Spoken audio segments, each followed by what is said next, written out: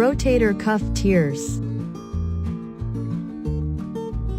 The shoulder consists of 3 bones: the humerus, the scapula, and the clavicle. The rotator cuff refers to a group of 4 tendons and muscles that form a cuff to stabilize the shoulder joint and keep the arm in the shoulder socket, while allowing it to move in different directions. A bursa protects the rotator cuff tendons and allows them to slide smoothly as the arm moves. Rotator cuff tears means that at least one of the cuff tendons is completely or partially torn, detaching the muscle from the humerus. These tears are most commonly caused by either chronic injury through repetitive motion or by an acute injury. There are 2 main categories of rotator cuff tears: partial tears and complete tears. Causes: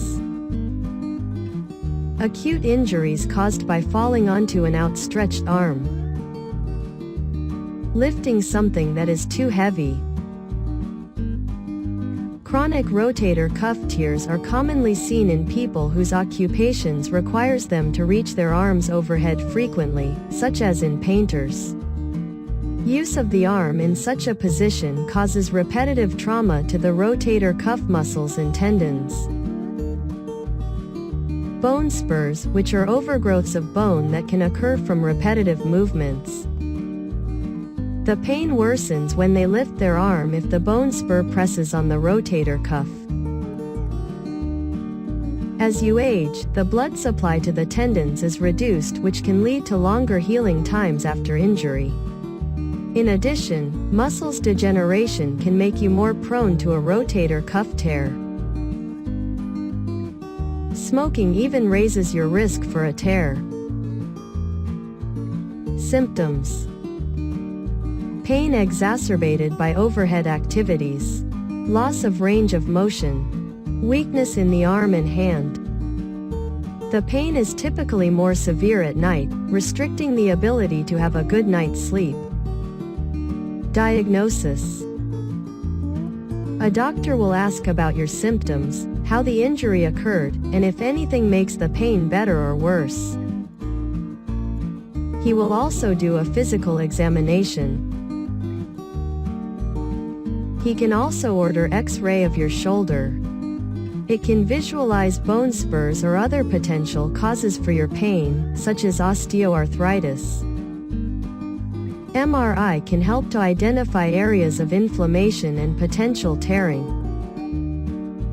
Treatment: nonsteroidal anti-inflammatory drugs, NSAIDs, are used to ease pain.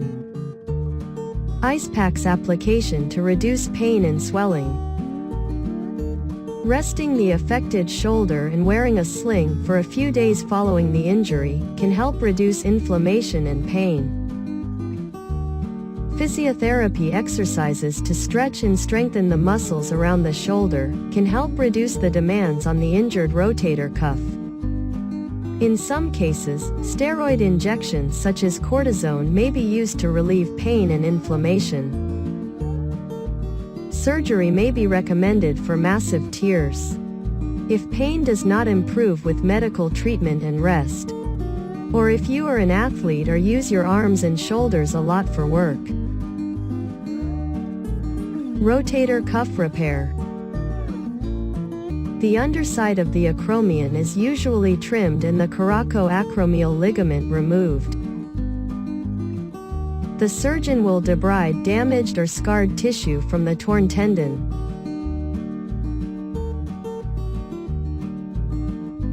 Implants called suture anchors are placed in order to secure the repaired tissue to the bone.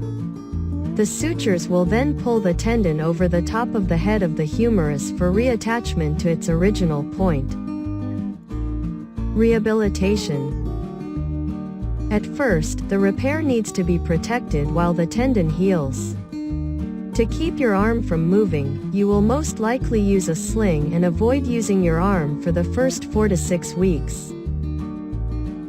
You will need to do the pendulum exercises at home for the first 6 weeks, 4 times a day. In most cases, passive exercise is begun within the first 4 to 6 weeks after surgery. With passive exercise, your therapist supports your arm and moves it in different positions. At 8 to 12 weeks, your therapist will start you on a strengthening exercise program. A physical therapy program will help you regain shoulder strength and motion. It will take at least 6 months to achieve a full or near full return of function. You are not permitted driving a vehicle while you are in a sling. We therefore recommend you do not drive for at least 4 weeks. Breaststroke swimming is allowed at about 4 months. But you will not be allowed to swim freestyle for up to 1 year. Heavy lifting or overhead activity is not allowed for 6 to 9 months.